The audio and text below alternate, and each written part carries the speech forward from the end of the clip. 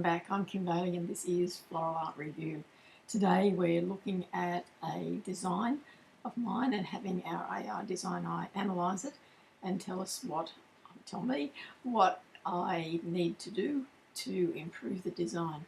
This was for a competition where the design was judged all around. So in that case it needs to be interesting from every angle, not necessarily the same. And we were constrained in terms of size by the plinth that is supplied by the organisers, and so that's a 60 centimetre square plinth, so you can't go outside of that width and depth.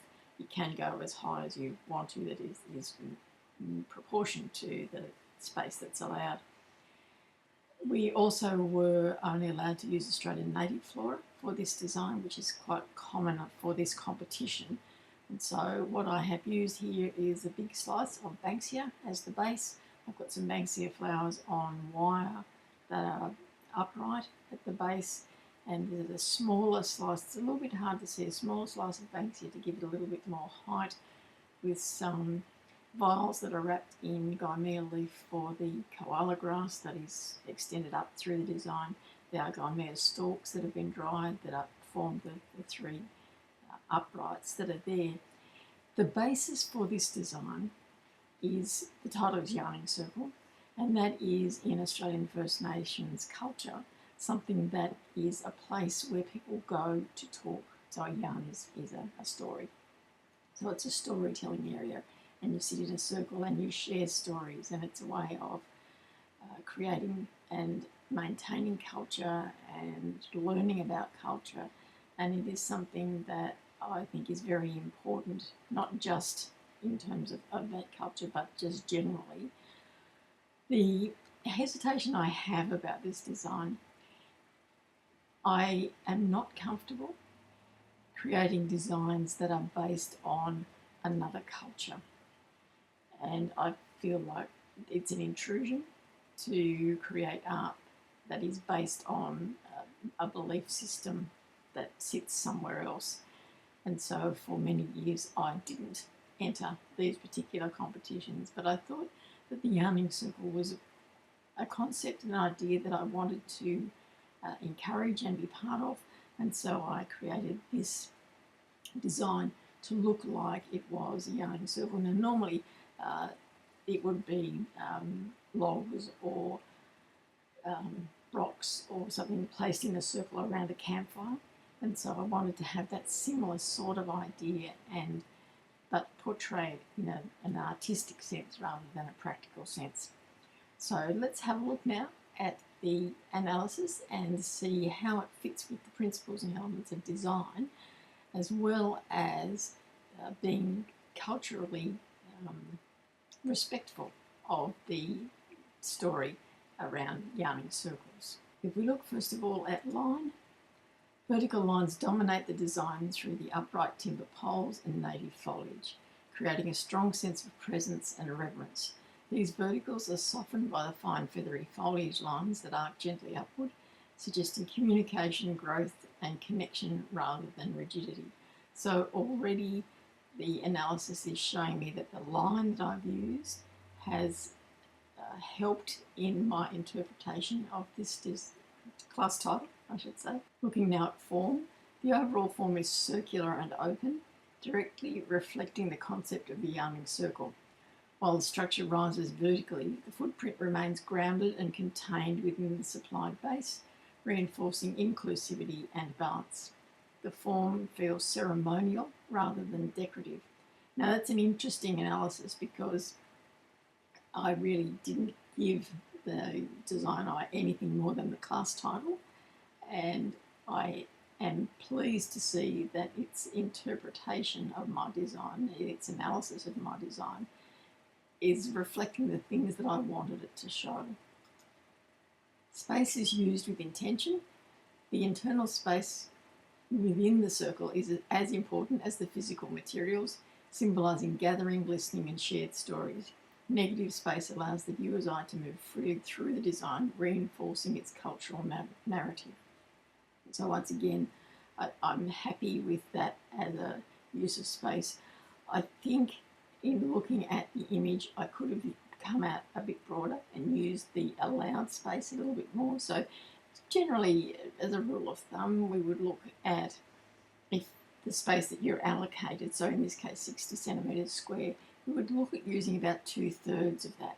And I think that I haven't quite used enough of that space, and I could have brought it out a little bit more by having some bark chips or something underneath the Banksia slice, so that it created that circle a little bit further out and gave you perhaps a sense of walking through the bush or on the dirt before you got to the yarning circle. And I think that's it wouldn't have detracted from the space within the design, the negative space that works so well, but it would have used the allocated space a little bit better. Texture. Texture plays a powerful role with rough timber posts, fibrous seed heads, coarse bark and soft, fine native foliage. These textures feel honest and unrefined, echoing the natural Australian landscape and reinforcing the authenticity of the materials. It's very true that within, if you looked at any of the videos, you'll know that I love using Australian native plant material. I find it speaks to me, and I find it sculpturally and architecturally more suited to my design style than any other plant material. And so I know what textures I can use and where I can get that contrast in textures to make a design talk to the judges about what I'm trying to convey. Colour. The colour palette is entirely natural and restrained with greens, warm browns, ochres and muted golds. This quiet palette supports the cultural theme and avoids visual dominance, allowing meaning to take precedence over decoration. So once again, because we've kept those quiet, natural colours, we're not looking at anything standing out. It is about the space. It is about being included in that space and being comfortable and being at one with the surroundings when you're about to tell your stories or listen to the stories. Value and tone. Mid to dark earthy tones dominate, grounded by the timber base. The lighter green foliage provides tonal lift, preventing the design from feeling heavy while maintaining a strong connection to the land. And I think that's true. I looked at it again and I thought, oh, should I have used some more green around the base? But I like the idea of that feathery foliage reaching up and twisting a little bit so that it encompasses you in the space rather than it be a very much more formal, organised floral design. Pattern. Pattern emerges through repetition of vertical elements and recurring native textures. This repetition creates visual rhythm and reinforces unity without appearing contrived. So pretty much what I just talked about is that I like the idea of creating that space and that everything talks to the negative space that you engage with when you're looking at the design. A balance. The design achieves asymmetrical balance. While the vertical poles vary slightly in height, they shouldn't have, but they do, and placement, the visual weight is evenly distributed around the circle, maintaining stability when viewed from all angles. So it would look different and interesting from every angle because of the way I've placed those particular Gymnea stalks, the poles. I'm wondering now, I shouldn't jump ahead and think about what I could do to change it, so I won't, but I've got some ideas already just out of that one piece of analysis. Dominance and focal area. Rather than a single focal point, the design embraces shared dominance, encouraging the viewer to engage with the whole circle. This approach aligns strongly with the cultural concept of equality within a yarning circle. And so it's exactly what I wanted. I didn't want you to be drawn to one particular part of the design. I wanted it to be this all-inclusive, encompassing, welcoming circle where you could feel safe and secure and ready to share. Contrast. Contrast is subtle and thoughtful, vertical versus horizontal, fine foliage versus solid timber, open space versus grounded mass. This restrained contrast enhances clarity without disrupting harmony. So it's interesting because I wouldn't have thought that the contrast was there other than the textures. Certainly there's no contrast in the colours, but what the analysis is saying is that the contrast that is there in terms of the line, so the vertical one there, the vertical poles and the horizontal of the timber slice, and the open and the mass at the bottom is helping to harmonise the design and bring you into the design, even though there is contrast in those particular parts of the design. Rhythm and movement. Rhythm is established through the repetition of vertical lines and upward reaching foliage. The eye moves around the circle, then upward, mirroring the act of gathering and shared storytelling. So I think that the rhythm in the design, and the movement for that matter, is created by the foliage, by the koala fern. And I think that there are elements in terms of rhythm and movement. There's repetition, obviously, but I think I could have done better with the rhythm and movement with the other elements apart from the koala fern, sorry. What I'm looking at now, the brain's working in double time, is that if you put your hand over the design and you take away the foliage, so all you can see is the poles and the base mass, it's nowhere near as good a design. It needs that rhythm, it needs that movement, and I think it probably needs a little bit more movement, a little bit lower down, but that's just me at this point in time. Proportion. Proportions are well resolved. The height of the vertical elements feels appropriate to the diameter of the base, maintaining visual attention without overwhelming the footprint. So I think the proportions are good in terms of the plant material that's used at that point. I'm interested to see about the scale, because I think there's a problem with scale in terms of the base mass and the taller parts of the design. So let's have a look at scale. Scale is respectful and intimate, inviting close engagement. The design feels appropriate for exhibition and judging from all sides, as required by the brief.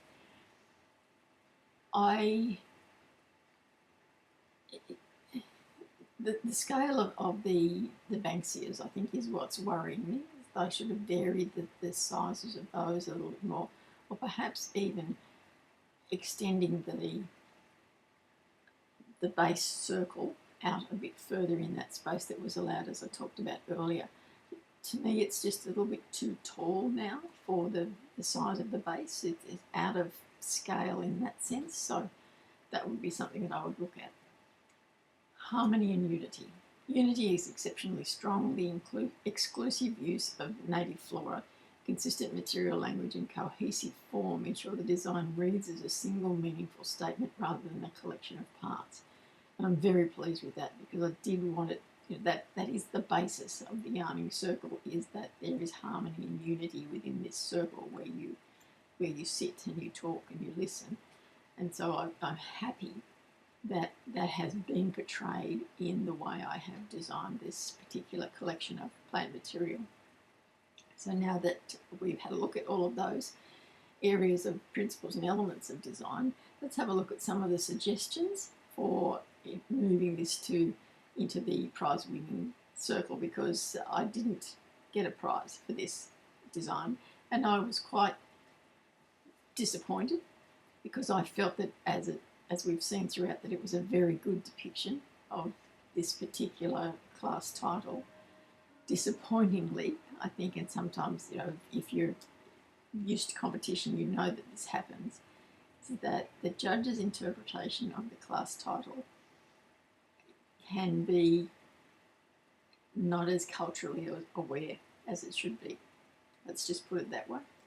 And so I will say that the two designs that were awarded prizes both had wool in them. They had wool as the yarn, and they were in circles, and they had native plant material, but it wasn't the same depiction as I looked at.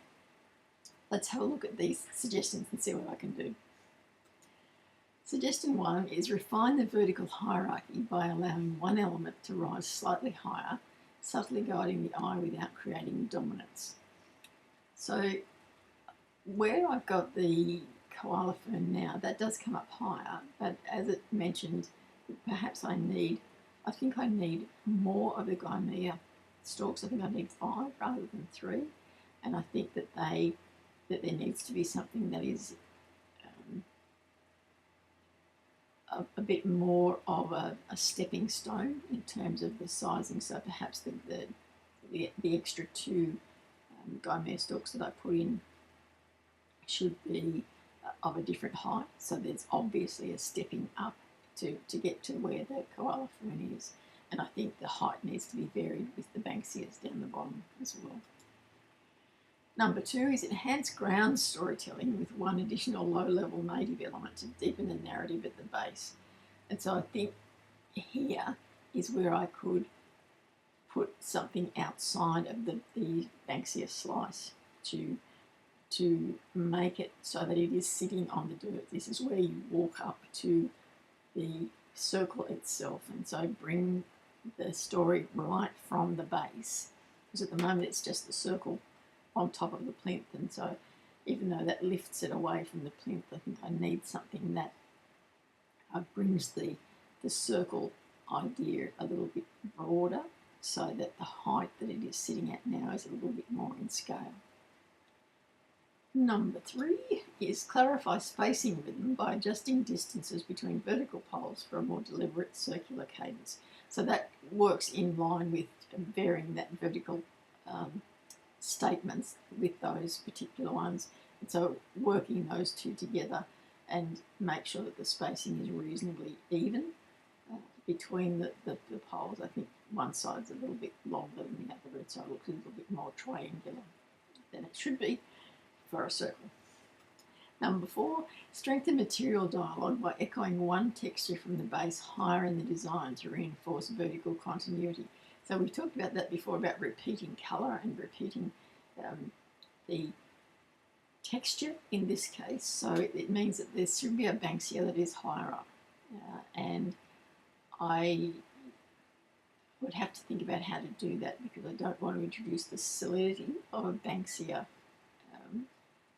And perhaps if I had Banksias that were still on the branch, I could use them as part of the circle on the outside, so it would still be an upright branch, just with, doing it with my fingers, with the Banksia at the top, or the Banksia cones if the flowers were finished. So there's ways I could do that. But it does require a bit more thought about the placements and not losing the movement and not losing the inclusivity of the design as it stands now.